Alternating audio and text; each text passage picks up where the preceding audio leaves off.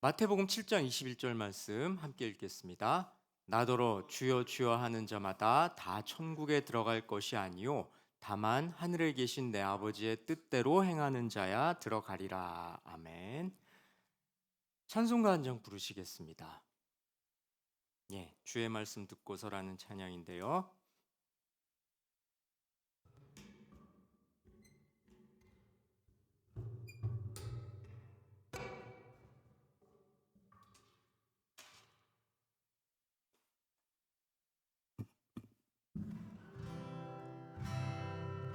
주의 말씀 듣고서 준행하는 자는 반석 위에 터닫고 집을 지음 같아 비가 오고 물나며 바람 부딪혀도 반석 위에 세운 집 무너지지 않네. 잘 짓고 잘 짓세 우리 집 잘 짓세 만세 반석 위에다 우리 집 잘 짓세. 계속합니다. 주의 말씀 듣고도 행치 않는 자는 모래 위에 터닫고 집을 지음 같아 비가 오고 물나며 바람 부딪힐 때 모래 위에 세운 집 크게 무너지네. 잘 짓고 잘 짓세 우리 집 잘 짓세 만세 반석 위에다 우리 집 잘 짓세. 세상 모든 사람들 집을 짓는 자니 반석 위가 아니면 모래 위에 짓네. 우리 구주 오셔서 지은 상을 줄 때 세운 공로 따라서 영영 상벌 주리. 잘 짓고 잘 짓세 우리 집 잘 짓세 만세 반석 위에다 우리 집.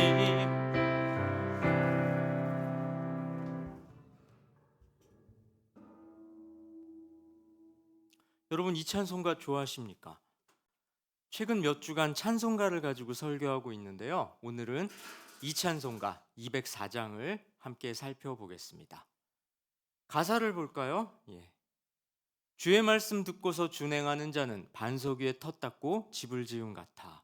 주님의 말씀을 듣고서 준행하는 자, 다시 말해 말씀대로 행하는 자, 말씀을 실천하는 자가 이런 자라고 합니다. 어떤 자요? 반석 위에다 터를 닫고 그 터 위에 집을 짓는 자요. 반석이 뭡니까? 아주 단단한 돌, 바위를 말하는 거죠. 터를 닦는다는 건 집의 기초를 놓는 걸 말합니다. 그러니 반석 위에 터를 닦고 집을 짓는다는 건 아주 단단한 돌 기초를 놓고 그 기초를 토대로 집을 짓는다는 거죠. 지금이야 건축 기술이 하도 발달해서 돌에다가 기초를 놓지는 않죠. 하지만 예수님 당시만 해도 돌로 기초를 삼는 건 집을 아주 튼튼하게 짓는 좋은 방법이었습니다. 주님의 말씀대로 행하는 자, 말씀대로 순종해서 실천하는 자가 이렇게 집을 튼튼하게 짓는 자라고 하는데요. 이게 대관절 무슨 뜻인지 아직은 확 와닿지 않죠. 가사를 좀 더 볼까요? 비가 오고 물나며 바람 부딪혀도 반석 위에 세운 집 무너지지 않네. 비가 내리고 홍수가 나고 바람이 불어 그 집에 몰아쳐도 그 집은 무너지지 않는다고 합니다. 왜요? 바위 위에 지어졌으니까. 자, 여기까지만 보면요, 너무 당연한 얘기를 하고 있는 것 같습니다. 그런데요, 이 찬송 가사는 성경 구절을 토대로 만든 겁니다. 어떤 말씀인지 볼까요? 마태복음 7장 24절 25절인데요. 함께 읽습니다. 그러므로 누구든지 나의 이 말을 듣고 행하는 자는 그 집을 반석 위에 지은 지혜로운 사람 같으리니 비가 내리고 창수가 나고 바람이 불어 그 집에 부딪히되 무너지지 아니하나니 이는 주추를 반석 위에 놓은 까닭이요. 예수님께서 이렇게 말씀하셨습니다. 나의 말을 듣고 행하는 자란 이런 사람과 같다고요. 어떤 사람? 집을 반석 위에 지은 사람.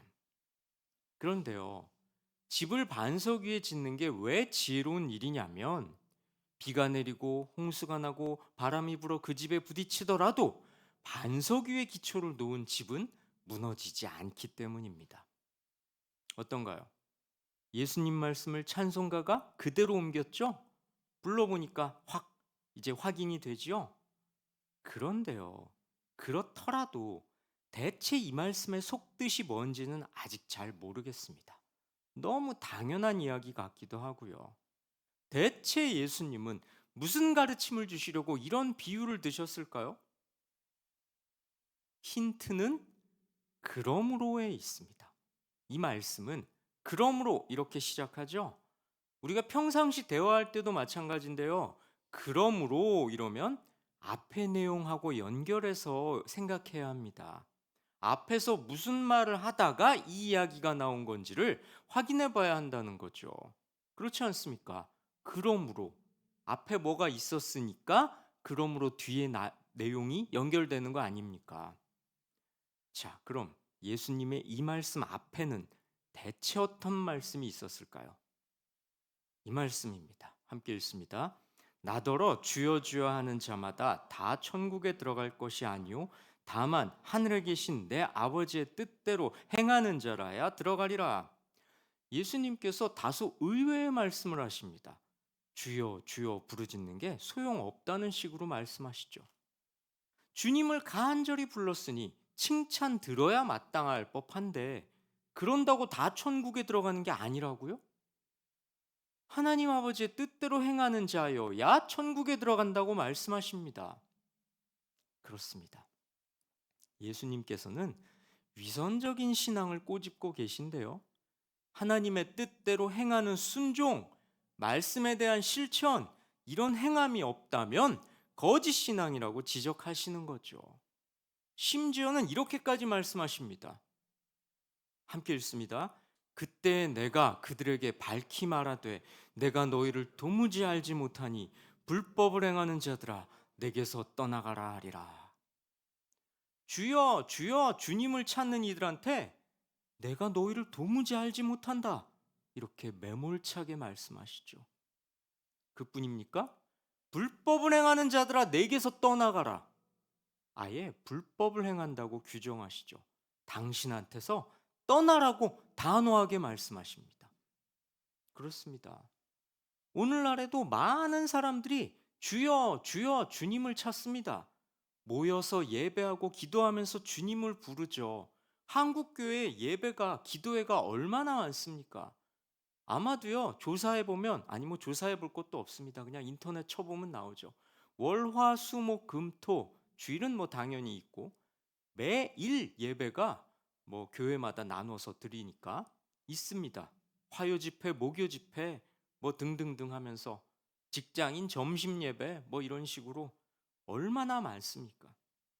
그런데요.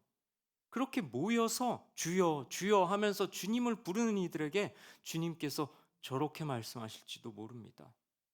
주님을 부른다고 불렀는데 불법을 행했다고 떠나라고 하실지도 모를 일이라는 거죠. 주여 주여 부르짖는 너희가 아니라 하나님 아버지의 뜻대로 행하는 자만 천국에 들어간다. 이러실 수 있다는 겁니다. 그렇습니다. 우리 주님께서 원하시는 건요. 주여 주여 부르짖기만 하는 게 아니라 하나님 아버지의 뜻대로 행하는 것, 말씀대로 실천하는 것, 성경이 가르치는 바대로 결정하고 행동하는 겁니다. 그런 자가 궁극의 지혜로운 자라고 예수님은 말씀하셨습니다. 말씀 다시 한번 볼까요? 마태복음 7장 24절 25절 우리 다시 한번 읽어보십시다. 그러므로 누구든지 나의 이 말을 듣고 행하는 자는 그 집을 반석 위에 지은 지혜로운 사람 같으리니 비가 내리고 창수가 나고 바람이 불어 그 집에 부딪히되 무너지지 아니하나니 이는 주추를 반석 위에 놓은 까닭이요. 자, 비가 내리고 창수가 나고 바람이 분다고 하는데요. 이건 다 세상의 모진 풍파를 말합니다. 세상 속에서 살면서 겪게 되는 시험이나 고난, 각종 어려움들을 뜻하죠. 하나님 아버지의 뜻대로 행하는 자라면 이런 시험이나 고난이나 어려움에 닥치더라도 그 신앙이 무너지지 않습니다. 홍수가 나고 바람이 불어서 그 집에 부딪히더라도 반석 위에 지은 집은 무너지지 않는 것처럼 말이죠. 여러분, 신앙을 지키는 일은요, 의외로 별게 없습니다. 말씀대로 순종하다 보면 하나님의 살아계심을 몸소 경험하게 되고 하나님의 도우심을 힘입게 되죠.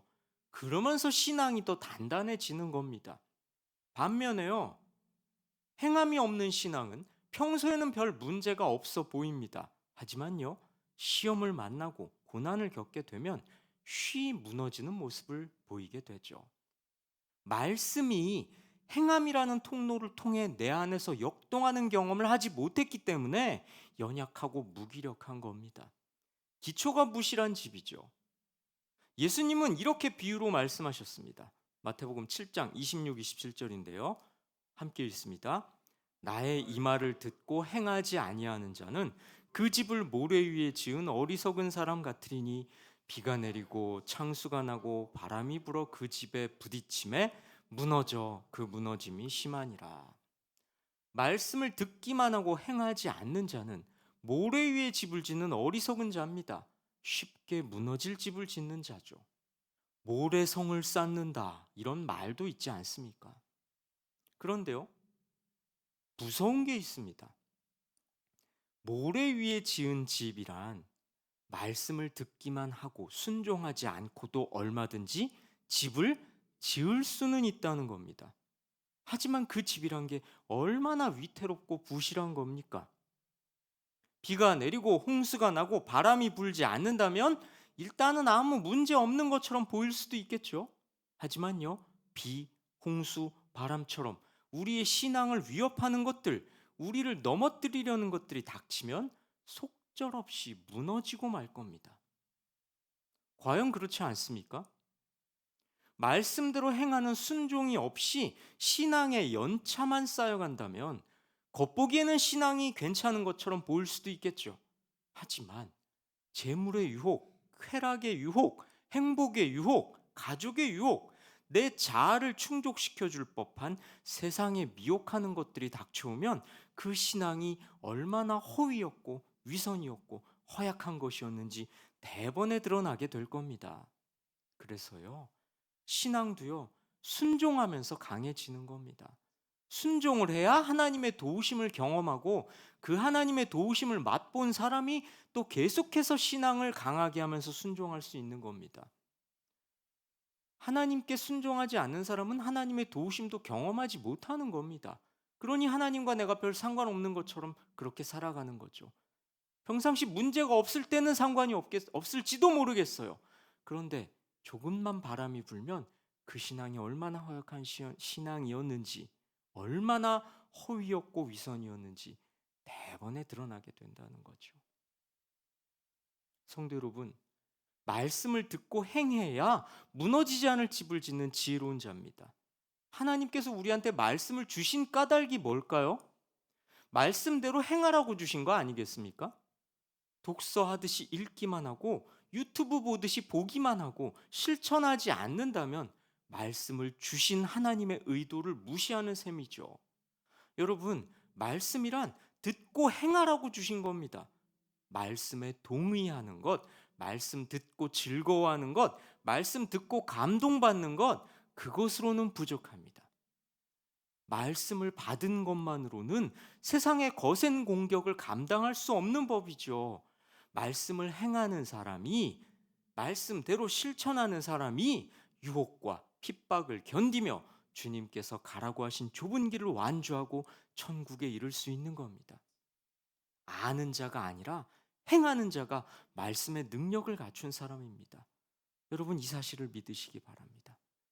어떤 목사님이 이렇게 지적하시더군요. 요즘은 설교의 홍수 시대다. 유튜브로 설교를 너무 많이 접할 수 있다. 그런데 이게 부작용이 있다. 저는 그 말씀에 동의합니다. 참 난감하고 모순적인 것 같아요. 유튜브로 손쉽게 말씀을 접할 수 있게 된 건 말씀을 많이 접할 수 있게 됐다는 점에서, 또 뭐 이동 중에도 접할 수 있고 언제든지 누워서도 자기 전에도 말씀을 대할 수 있다는 점에선 참 좋아진 것 같습니다. 그런데요, 한편으로는 이상한 부작용이 생기는 것 같아요. 말씀을 마치 유희로 즐기듯이 그냥 그렇게 보게 되는 현상이 벌어진다는 겁니다. 말씀이란 게 귀하게 여기고 그 말씀을 정말 양식으로 먹고 실천하겠다는 다짐이 일어나게끔 그렇게 받아들여야 그게 말씀을 읽는 건데, 어떤 TV 보듯이, 재미있는 볼거리 보듯이 그냥 내 마음에 감동받으려고 그렇게 대하듯이 말씀을 손쉽게 대하는 경향이 우리가 알지 못하는 사이에 우리에게 생기더라라는 겁니다. 그놈의 유튜브 때문에. 의도하지 않은 부작용 같아요. 설교하는 사람도 오늘 아침에 유튜브로 설교 하나 올렸습니다. 1분 30초짜리 영상입니다. 봐주십사 이렇게 말씀드리는 겁니다. 이 짤막한 틈을 이용해서 광고한 겁니다. 봐주십시오. 그런데요, 보시기만 하지 말고 말씀대로 실천해야겠다는 다짐을 하는 그런 유튜브 시청이 됐으면 좋겠습니다. 그러지 않으면 유튜브 보는 게 TV로 연속극 보는 거랑 별로 다르지 않을지도 모릅니다. 여러분, 아는 자가 아니라 행하는 자가 말씀의 능력을 갖춘 사람이고 말씀을 사랑하는 사람입니다. 말씀을 많이 유튜브 보듯이 보는 사람이 사랑하는 게 아니고요, 말씀대로 행하는 자가 말씀을 사랑하는 사람입니다. 이 사실을 믿으시기 바랍니다. 오늘 본문도 그렇게 우리에게 촉구합니다. 말씀 자체는 반석이 아닙니다. 왜요? 본문 다시 한번 볼까요? 보세요. 이 말을 듣고 행하는 자, 이 말을 듣고 행하지 않는 자, 둘 다 말씀을 듣기는 했기 때문입니다. 그러니 반석과 모래를 판가름하는 건 말씀을 들은 이후의 삶입니다. 말씀대로 살아야 반석 위에 지은 집이죠. 성도 여러분, 모래 위에도 집을 지을 수는 있습니다. 마찬가지로요, 말씀에 순종하지 않고도 신앙생활을 할 수는 있습니다. 하지만 천국문 앞에서 예수님은 그 집을 무너뜨리실 겁니다. 예수님께서 내가 너희를 도무지 알지 못한다. 너는 누구냐? 이렇게 폭로하신다면 그때 그 집의 기반이 모래였음이 드러날 겁니다. 그러니 그때가 오기 전에 다시 오신 예수님 앞에서 내가 지은 집이 모래였음이 밝혀지기 전에 지금 반석 위에 집을 지어야 하지 않겠습니까? 그것이 바로 주여 주여 하는 게 아니라 하늘에 계신 하나님 아버지의 뜻대로 행하는 것이죠. 그런 자에게 천국이 허락될 겁니다. 오늘 본문은 우리에게 그렇게 강력하게 말씀하고 있습니다. 이 말씀을 가슴에 새기시고 오늘 하루도 모래 위가 아니라 반석 위에 집을 짓는 순종의 삶, 하나님 뜻에 내 뜻을 맞추고 내 잘못된 욕망을 꺾고 버리고 주님께 삶을 의탁하며 말씀의 인도하심 따라 살아가시길 주님의 이름으로 권면하고 축원합니다. 우리 함께